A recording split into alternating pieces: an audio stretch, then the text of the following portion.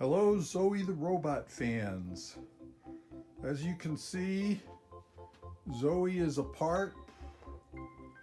I have her computer and body and head section over here next to my workstation, my development desk, and her drive section and power section is still over here on the floor. Inside, all those loose wires means that these cell packs are not installed. One set of cell packs is right there. The reason for that is I accidentally left Zoe on for a couple of days and forgot about her. Sorry, Zoe. And all the batteries drained.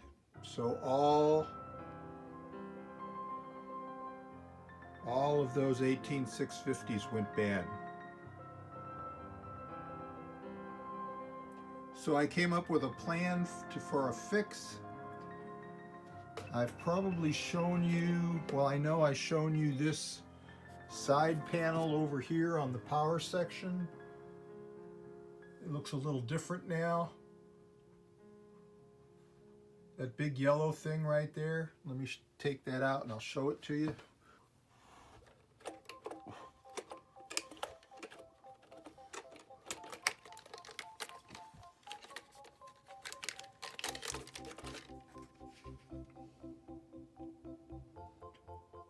It used to just have those two banana jacks and two screws, and what happened is I added this piece right here, and this is it's a little big in the back.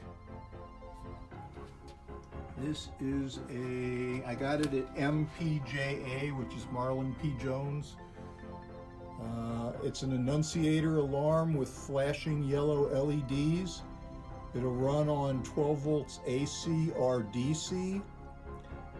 And my plan, it makes a really loud screaming noise. My plan is to put a low voltage indicator or low voltage detector circuit in there. And if I accidentally leave her on, when the voltage gets down to 18 volts, which is like the minimum safe voltage, it'll scream.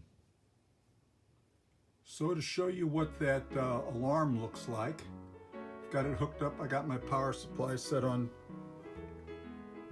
12 volts, and I've got this thing set up so I can test it.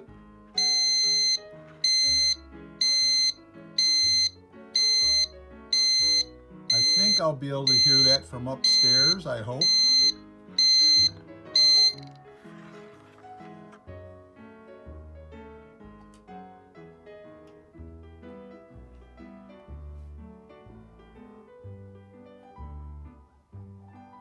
This is the low voltage detector.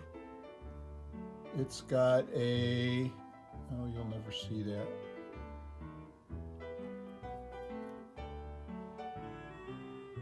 LM311, that's a voltage comparator.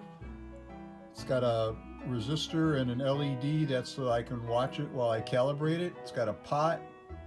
The pot is 103, so that's 10K. It's a 10K pot. It's got a Zener diode and another resistor, and that makes a voltage divider.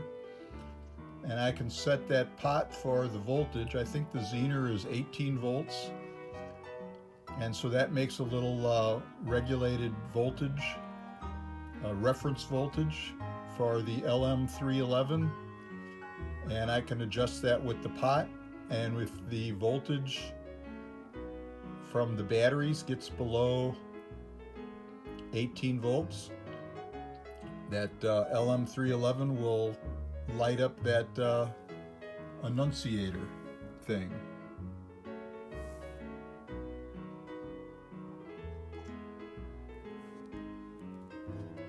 Now I talked a little bit about how Zoe was modular and everything comes apart. And I I talked about how there's only 3 cables that run between the bottom and the top. Well, 4 cables. 2 of them are power, plus and minus. And there's 2 USB cables go to the back. And I can pull the entire computer section off. And if you look right there, that nice heavy speaker cable, that is the same speaker cable or the same power wires that plugs into that. And it's extra long. And what that means is when I have the computer section sitting over here next to my monitor, I can still plug the computer into the power supply, and the computer section will run independently of the power and drive section. And not only that, but the radio control receiver is in this section here, and when that is switched to RC, I can actually drive the bottom section, the drive and the power section, I can drive them around with a remote control. So it's modular, it comes apart, and the individual pieces still work all by themselves.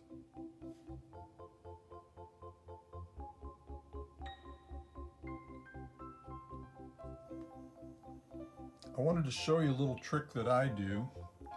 This is that panel again, and this is the back of the panel, and those banana jacks are held on with nuts. This little aluminum piece of angle iron, which is a heat sink for that big diode, that is for the charging port. That's one of the diodes I put in there to keep things from being reversed. And this is the back of that annunciator alarm. Now, Zoe's going to be bouncing around outside, and I don't want any of these nuts coming loose. So what I do is I got my hot glue gun, and I will just put a little drop of hot glue right there.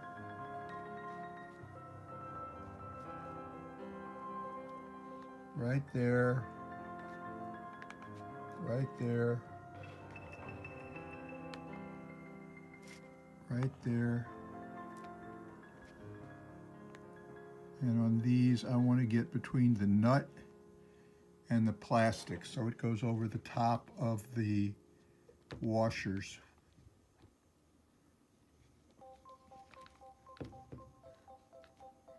And you don't need a whole bunch. All you need is just enough to keep that nut from moving.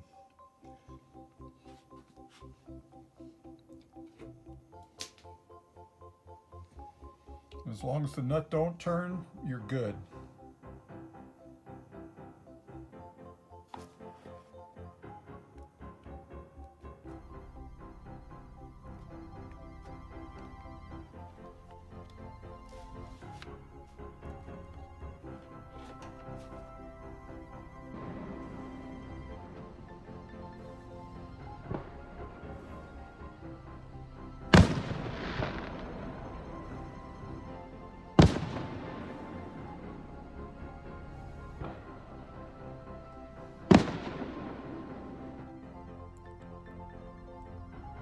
Zoe's batteries are both out.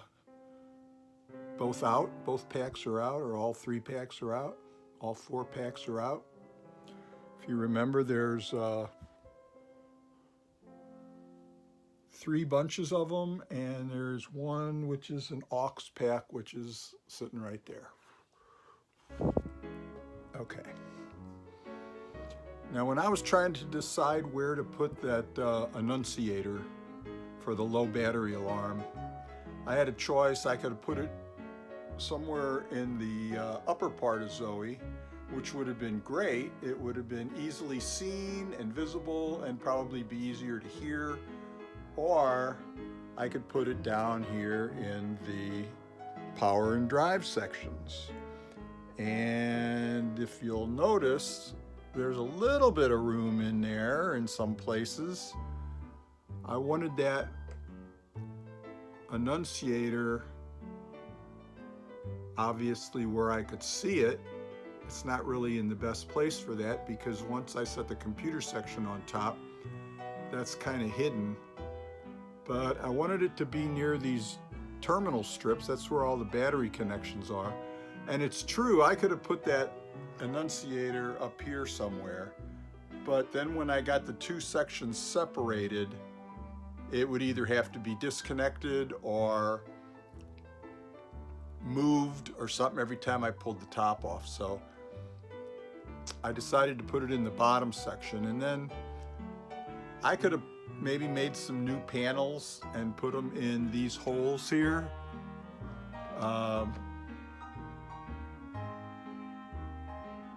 There's 4 of those all the way around. Actually, there's 6, but these have panels in them already. These are the controls for the blinky board. There's a switch and a pot, and that controls the speed of the blinking lights on the power switches on the very front. Well, there's a lot of stuff right there on the back of that panel. So I went with the back of this panel, and I had to move that diode and those other connectors down a little bit, and that left me with 2 holes in my panel, which I don't think anybody's going to notice. Now, where to mount the circuit board?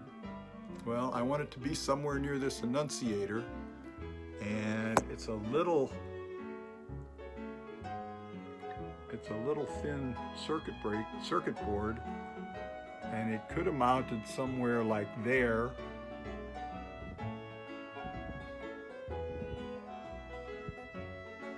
But I was afraid that would get bumped. That'd be out too open. And then I was thinking about mounting it over here, and that would be a little too much in the way for getting to those screws and stuff. And I could mount it on the bottom there on that wooden piece, but that I was afraid that would be in the way. And I got all this room on the bottom here, but that panel, that wooden panel, the batteries sit on top of there, so it wouldn't be easy to get to until you pull the batteries out, which isn't too bad. But then I would wire it in, and if I ever had to pull that wooden panel, that bottom piece off, I'd have to disconnect all those wires, so I didn't want to do that either. So I kind of decided to put it in there somewhere on that piece of wood. I'm going to do one more test on my low voltage detector board. It is plugged into the annunciator on that little white connector right there, and I've got it connected on a red and black wire over here to my power supply.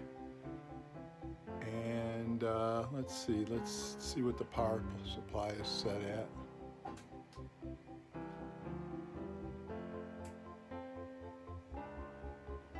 So the power supply is set at 24 volts, and that simulates a fully charged battery.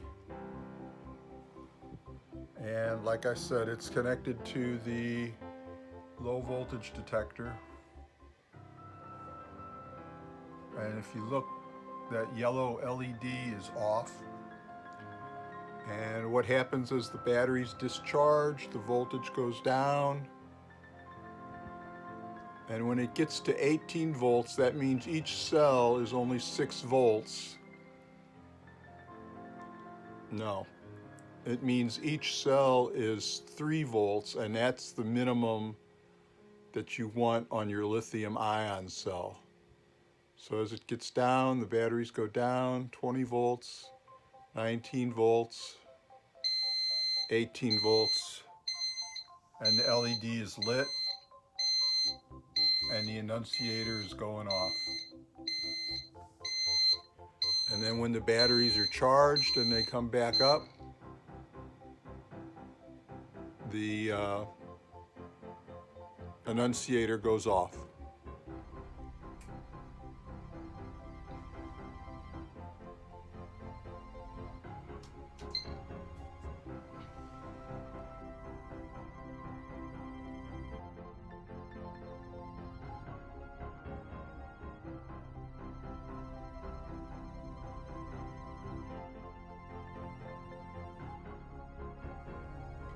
So the board is mounted there on that piece of wood where the terminal strips are screwed onto, but it's on the front edge. And it's hooked up to the annunciator, and two wires, the red and the black wire, go to the battery feed. So all that work, and hopefully that thing will never go off. Or if it does go off, it'll be because the batteries are getting discharged.